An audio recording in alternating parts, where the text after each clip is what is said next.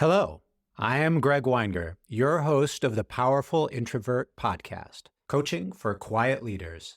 We're here to talk about being an introvert, our incredible strengths, and the challenges we face in business. We'll explore how society's values and hidden assumptions are favoring extroverted leaders and how that hurts us all. You'll hear interviews with business leaders, experts in the field, and people like you and me, just trying to make sense of this and improve our lives. Plus, you'll get practical advice for your career and personal well-being. So let's dive in. I am an extrovert. Just kidding. I'm an introvert. I'm a tech executive with 20 years working in software startups. It's taken me a lot of work and personal growth to make my way as a leader. And to be clear, I don't have all the answers. Working in tech, as you might guess, I know a few introverts, and I've mentored a number of them. But it really wasn't until I started researching this topic that I realized how widespread introversion really is in the population. Academic studies estimate up to 50% of the population qualifies as introverts, though clearly there's a spectrum here. Even if you say it's just 30%, that's a huge population that struggles with core aspects of who they are, their personality, things that in reality are their strengths. Introverts think, feel, and process information deeply. And yes, internally. We can be excellent listeners, collaborators, and strategic thinkers, and yes, even public speakers. You'll count Warren Buffett, Bill Gates, Mahatma Gandhi, Rosa Parks, Barack Obama, a personal favorite, Marissa Mayer, and Abraham Lincoln among your pantheon of introverted leaders.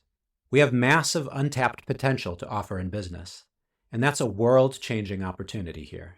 That's more happiness, more productivity, and economic gain for all of society if we can just make more room for the quiet voices in the room. So what's stopping us? Well, the business world is still very confused about introverts. From our executive teams to our boardrooms and business schools, we glorify the loud, outspoken, attention-grabbing leader. Extroversion is still very much the ticket to get ahead in most places. And there must be some reason for this. Surely it's that extroverts are smarter or have some kind of lock on the best ideas. Is that true in your experience? Psychology studies show that most people think that's true. They call this our extrovert bias. They are perceived as smarter. Does this mean that maybe the converse is true and introverts are actually smarter?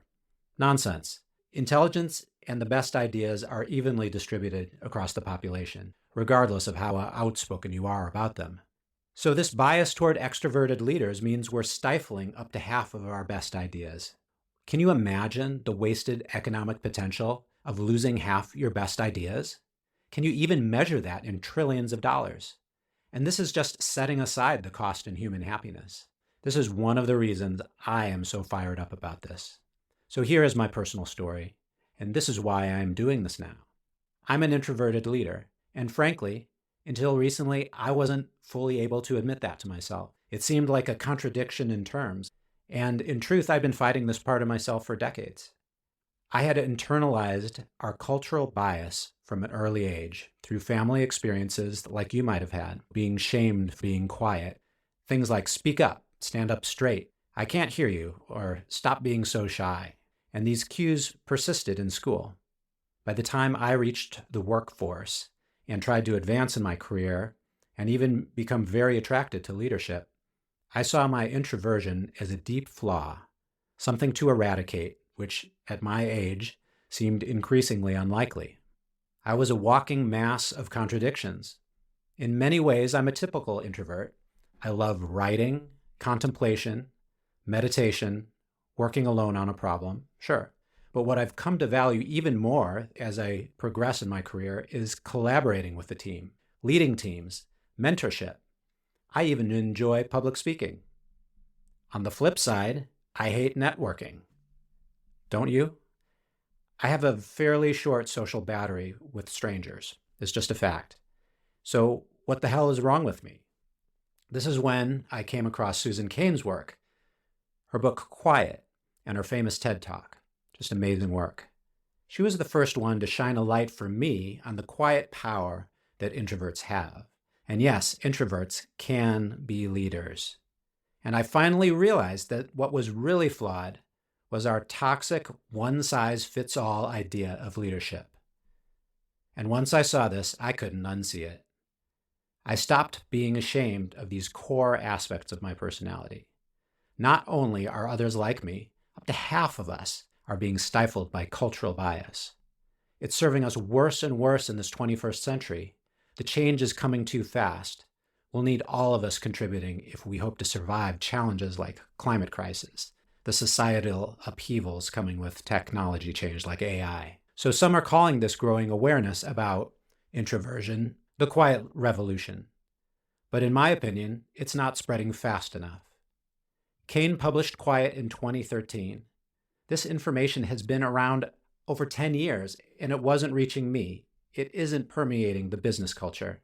So I hope to accelerate this and perpetuate this coming shift in business culture by supporting the next generation of quiet, aspiring leader. That's you, to step into your power. It's what I wish my 30-year-old self could have heard, and it's what I want my sons, the introverted one in particular, you know who you are, to hear. So here's what you can expect from Powerful Introvert. When you sign up for my newsletter, you'll get weekly updates with new ideas, tips, and research, as well as everything going on with PI.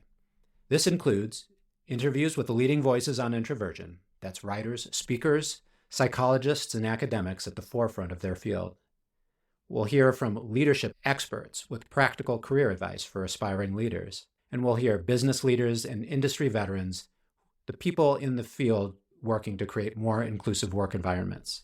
And finally, folks like you and me sharing our experiences. We're all learning about this together on foundational topics like the history behind the extrovert myth, strengths of introverted leaders, redefining leadership or overcoming self-doubts, overcoming challenges, and how do we change the business world as a whole.